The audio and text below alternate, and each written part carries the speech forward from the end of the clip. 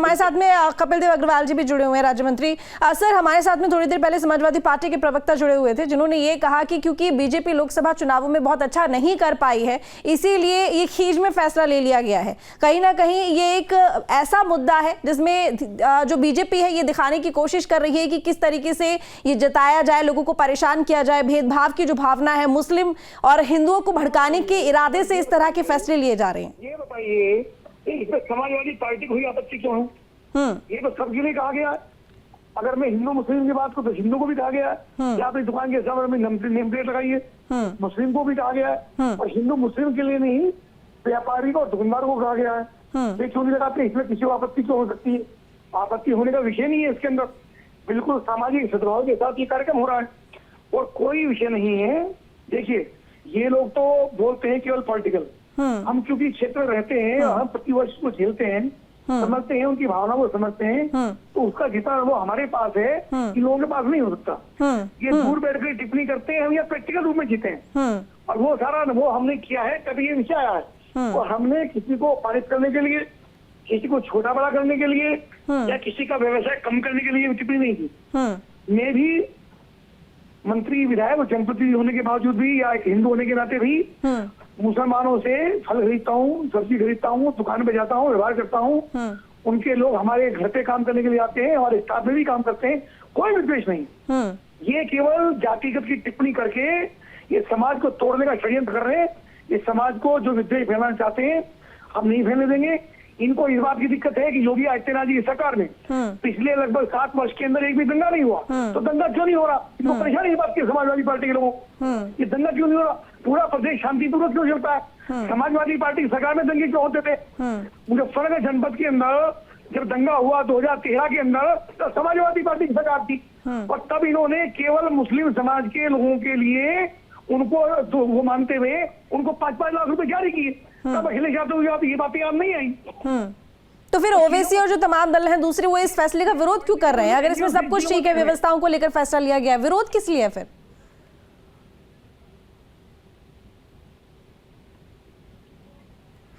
मेरी आवाज मिल रही है आपको अग्रवाल जी? सुन पा रहे हैं आप मुझे? जी हाँ जी, विरोध क्यों हो रहा है इस फैसले का? ओवैसी साहब हो गए और भी दल हो गए, इस फैसले का विरोध क्यों कर रहे हैं? लोगों ने सुनिए, हाँ, विरोध किया ओवैसी जी ने, जो हमेशा समाज में जहर घोलने का काम करते हैं। हमेशा शहर में, जनपद में, प्रदेश में, हिंदुस्तान में ओवैसी जी की टिप्पणियां कभी सामाजिक सद्भाव के लिए नहीं आती। केवल मुस्लिमों को उकसाने का, उनकी भावनाओं को उकेरने का, उनको उद्धृत करने का, उनको दिग्भ्रमित करने की बात करते हैं। कभी शिक्षा की बात नहीं करते, कभी मेडिकल कॉलेज इंजीनियरिंग की बात नहीं करते, केवल उनकी भावनाओं को उकेरने का काम करते हैं ओवैसी। अखिलेश यादव ने टिप्पणी की, उनको तो टिप्पणी करने का अधिकार ही नहीं है। मैंने चर्चा आपके सामने की, 2013 में अपनी सरकार के रहते हुए उन्होंने केवल मुस्लिम समाज के लोगों को लाभ देने का काम किया, जिसमें हिंदू भी बने, उनको कोई लाभ नहीं दिया। तो उनको तो बोलने का अधिकार ही नहीं है। केवल भारतीय जनता पार्टी, आदरणीय मुख्यमंत्री योगी आदित्यनाथ जी को हमेशा, अभी मुहर्रम का कार्यक्रम हुआ, तो मुहर्रम में हमारे जनपद में जहां जहां आवश्यकता पड़ी, जहां जिला प्रशासन ने मुहर्रम समाज के जो जिम्मेदार लोग थे, जो मौलवी थे, जहां जहां उन्होंने हमसे मदद मांगी, पूरी मदद की, शानदार और सम्मान पूर्वक उनके सारे ताजिए हमें निकलवाए। कोई आपत्ति नहीं कर सकता। तो यही तो कह रहे हैं लोग, जैसे अभी संभल से जो सांसद, उन्होंने यही कहा कि अपने त्योहार तो बखूबी बड़े शानदार तरीके से मनाते हैं, मुस्लिम त्योहार आते हैं तो उसमें कई तरह के नियम कानून लगा देते हैं, मनाने ही नहीं देते, मुस्लिमों को सम्मान नहीं देते। हुआ है पूरे उत्तर प्रदेश में, क्योंकि कंकर किसी को नहीं लगी। मुजफ्फरनगर में भी मुहर्रम निकला, हमने उनकी मदद की, जैसा उन्होंने चाहा वैसा उनका सहयोग किया, और कहीं किसी ने आपत्ति नहीं। और पूरे उत्तर प्रदेश के अंदर माननीय मुख्यमंत्री योगी आदित्यनाथ जी गए थे, अभी ईद का पर्व गया है, उसके बाद बकरा ईद गई है अभी, उसके बाद मुहर्रम का पर्व हुआ। बताइए किसको आपत्ति हुई? किसकी भावनाओं का सम्मान नहीं हुआ? बराबर सम्मान दिया गया, कोई टिप्पणी नहीं हुई। तो चीजें बिल्कुल उत्तर प्रदेश में, इनको आपत्ति इस बात की है कि योगी आदित्यनाथ जी की सरकार में ये सब शांतिपूर्वक क्यों चल रहा है, इसलिए सामाजिक विद्वेष पैदा कर रहे हैं। लेकिन ना एक बात बताइए अग्रवाल जी, अब रास्ते में ये बताइए कि देखिए, चलिए ये तो छोटी मोटी दुकान, जैसे कि आम की रेड़ी हो गई, केले की रेड़ी हो गई, इस तरह की जो तमाम रेड़ियां होती हैं, इसमें तो ऐसी कोई दिक्कत नहीं है कि दिख नहीं रहा कि क्या बेचा जा रहा है, क्या नहीं बेचा जा रहा। हाँ जी, मैंने आपको बड़ा बताया, मैं कपिल देव, मैं भी मुस्लिम की दुकान पे फल खरीदता हूँ। हमारी पेटेंट दुकान है टाउन हॉल के बाद, आप अभी चलिए उससे पूछिए कि कपिल देव जी ट्रस्टियल में खुद जाता हूँ, स्टाफ नहीं जाता, मेरे कर्मचारी नहीं आते, मैं खुद जाता हूँ। अब मैं अपने ऑफिस में हूँ, जाके पूछिए कपिल देव जी आपके यहाँ फल खरीदने आते कि नहीं आते। हमने कभी कोई विद्वेष नहीं रखा, ठीक है ना। और कोई आपत्ति हो तो केवल ये डाले अपने प्रतिष्ठान पर। तो लोगों ने स्वयं अपनी प्रेरणा से स्वयं प्रसन्न होकर के अपने आप अपना नाम लिखा है, इनको जबरदस्ती नहीं कहा गया। ठीक है सर, मैं लौटूंगी आपके पास में। इसी बीच में चकपाणी महाराज हमारे साथ में जुड़ गए हैं। स्वागत है आपका न्यूज स्ट्रीट पर चकपाणी महाराज जी। जी धन्यवाद। महाराज जी, यहाँ पे सरकार की तरफ से एक बड़ा फैसला लिया गया है कि कावड़ रूट पर जितनी भी दुकानें ढाबे पड़ेंगे सभी को अब अपने नाम के बोर्ड लगाने होंगे। यहाँ तक कि हलाल सर्टिफिकेशन को लेकर भी फैसला लिया गया है कि कार्रवाई होगी अगर देखा गया तो। कैसे देखते हैं आप इसे? यह तो बहुत ही सराहनीय है और मैं चाहता हूं कि इसी पैटर्न पे पूरे देश में जितने भी मंदिर हैं, तीर्थ स्थल है, वहाँ सब जगह लागू हो जाना चाहिए। क्योंकि हर जो तीर्थ पे जाने वाला है व्यक्ति या पर्यटन, उसको ये अधिकार है कि वो जाने कि सामने वाले जिससे हम ले रहे हैं वो कौन है, वो हमारी मान्यता का व्यक्ति है या नहीं है। क्योंकि देखिए, एक तरफ उनकी मान्यता ये है कि थूक लगा के कोई फल देते हैं तो उनको हलाल कहते हैं कि हलाल है मेरे लिए, यानी जायज है उनके लिए। हमारे लिए तो जायज नहीं है, हमारे लिए तो अपवित्र हो जाएगा। तो इसलिए हम दोनों का बिल्कुल अलग है। इसलिए बाकी वो स्वतंत्र है, जो क्लाइंट है, जो ग्राहक है, जो तीर्थयात्री है, जो पर्यटन करने वाला, वो किससे ले। लेकिन नाम तो उजागर करना पड़ेगा। ऐसा नहीं कि वैष्णो ढाबा लिख दो और हो किसी मुसलमान का, विष्णु ढाबा लिख दो और हो किसी मुसलमान का। भाई कैसे? तुम्हें अपने मजहब को तो बताना पड़ेगा, धर्म को बताना पड़ेगा, किसको मानने वाले हो। तो इसलिए यह बहुत ही सराहनीय कार्य है, पूरे देश में लागू होना चाहिए इसको। और क्योंकि पिछले काफी समय से लोगों की भावना आहत होती, इसके पहले भी कोई दंगे की स्थिति हो, मान लो बाद में पता चलता कि भाई जिसने किया है वो तो जो है कुछ और अलग मान्यता के लोग हैं, और उससे लेके मान लो कोई शरारती तत्व कुछ गड़बड़ कर दे तो दंगे हो जाए तो कौन जिम्मेदार होगा। तो इसलिए पहले नाम का सबकी पहचान उजागर होना बहुत जरूरी है।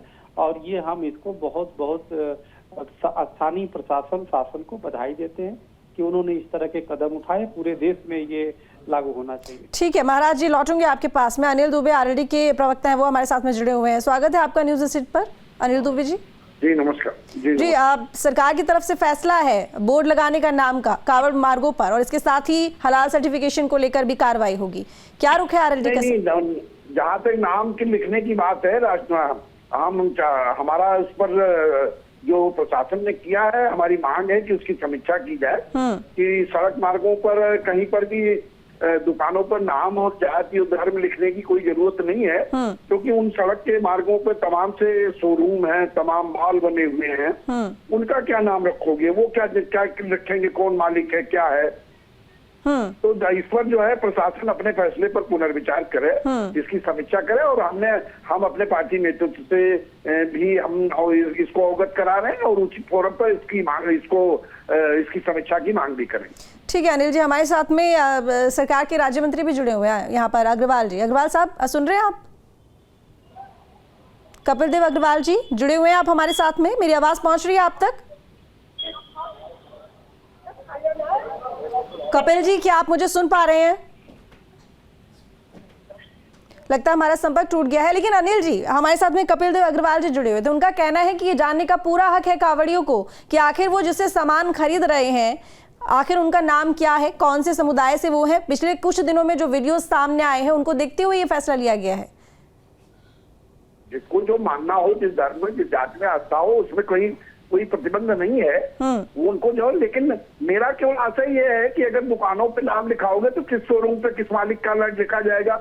लखनऊ में लुलू माल है, उसका मालिक कौन है या लिखवाओ।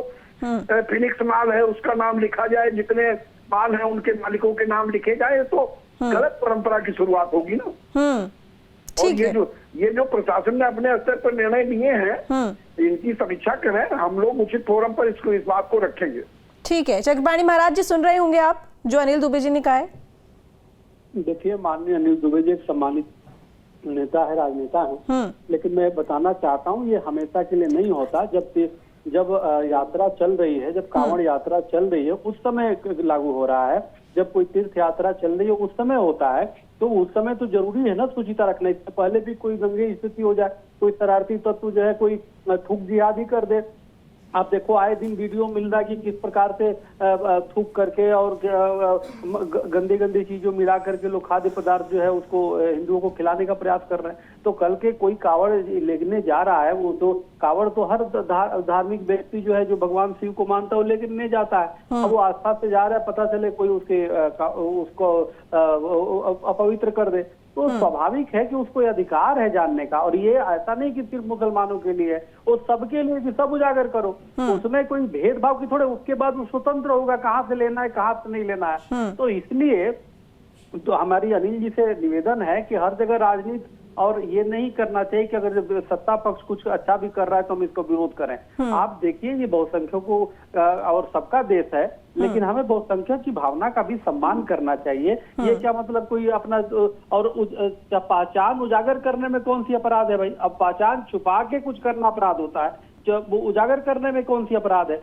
तो इसलिए अब कितने मुस्लिम संस्थाएं होती है, उसमें प्याऊ या अनेक प्रकार की चीजें सामाजिक कार्य करती हैं सेवा करने का, तो कोई उनको भेद थोड़े करता है। जो पीना होता है खाना होता है उनके पास से खाते हैं। कोई मुहर्रम में कितने हिंदू संस्थाएं लगाते हैं उनको प्याऊ के लिए या सेवा करते हैं, तो कोई मुस्लिम थोड़े मना करता, वो अलग विषय हो गई। आप लेकिन पहचान उजागर करके आप करिए ना। जिसको लेना होगा उसको रोका थोड़े जा रहा है कि भाई तुम मत लो यहाँ पे, वो तो आप उसके विवेक के ऊपर निर्भर है। अनिल जी क्या कहेंगे आप इस पर? नहीं, मैं समझता हूँ कि केवल पहले तो इन्होंने मुजफ्फरनगर में कहा, फिर कांवड़ यात्रा पे कहा, अब ये जो है ये पूरे कांवड़ यात्रा पे कह रहे हैं। तो हमारा कहने का तात्पर्य है कि फिर जो ये मॉल पड़ेंगे, जो शोरूम पड़ेंगे, तमाम कपड़ों के शोरूम हैं, अन्य चीजें भी उस मार्ग पर हैं, तो क्या वो उन सब लोगों को अपना नाम लिखना पड़ेगा? वो क्या नाम लिखेंगे? वो भी बोर्ड लगाएंगे अपने नाम का, कौन है संचालक? हाँ, तो ये चीजें जो है इस तरह इसकी समीक्षा करनी चाहिए कि किस तरीके से लागू करने हैं। हमारी वही तो बात है। बाकी जाति और धर्म को लेकर के क्या है, अगर जो लोग कांवड़ जाते हैं वो दुकानों पर पूछ भी सकते हैं, और जबकि उन्होंने तो लॉ एंड ऑर्डर के नाम। अनिल जी आप तो गठबंधन में हैं। वहाँ से चाहे वहाँ से वो सामान खरीद सकता है। अभी तक ये सामान्य प्रक्रिया आपने पूरे उत्तर प्रदेश में देखी होगी कि लोग अपनी दुकानों का नाम लिखते हैं, और मैं समझता हूँ दुकान के नीचे लगभग 40-50% लोग अपने प्रोप्राइटर का नाम भी लिखते हैं।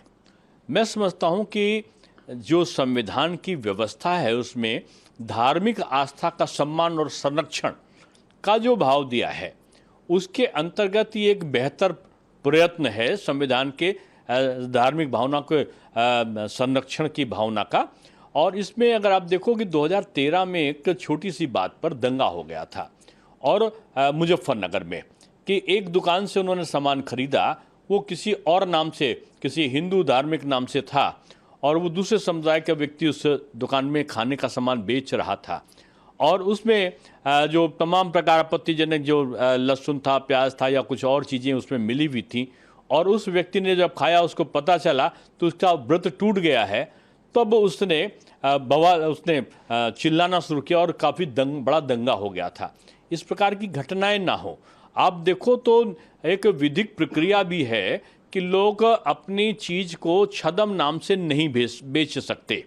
दुकान का नाम भी वो वास्तविक दूसरे नाम से नहीं रख सकते।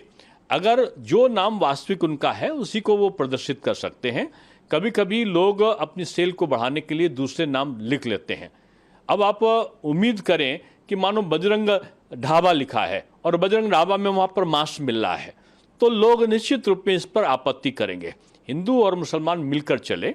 यहाँ पर रामलीला होती है तो मुस्लिम लोग पानी पिलाते हैं, लोग पीते हैं, और जब ईद होती है तो हिंदू लोग उनके स्वागत में सभी लगाते, इसमें आपत्ति नहीं है।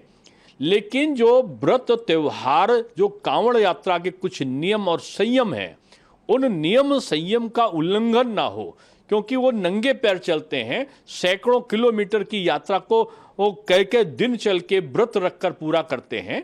अगर खान पान जो प्रतिबंधित है उनके शास्त्रों में, उसके अनुसार अगर कोई आपत्ति आती है तो नहीं होनी चाहिए। मैं समझता हूँ इस नियत से ये निर्णय एक स्वागत योग्य कदम है। चलिए ठीक है चक्रपाणी महाराज जी, बहुत शुक्रिया आपका न्यूज़ स्टेट के साथ जुड़ने के लिए, और साथ ही अनिल दुबे जी आपका भी बहुत धन्यवाद जुड़ने के लिए। देखिए सबसे बड़ी बात यहाँ पर यह है कि फैसला तो ले लिया गया है सरकार की तरफ से, लेकिन सरकार के साथ ही जो गठबंधन में पार्टीज हैं वो भी इसका विरोध कर रहे हैं, और इसके साथ ही जो विपक्ष है वो तो सवाल उठा ही रहा है।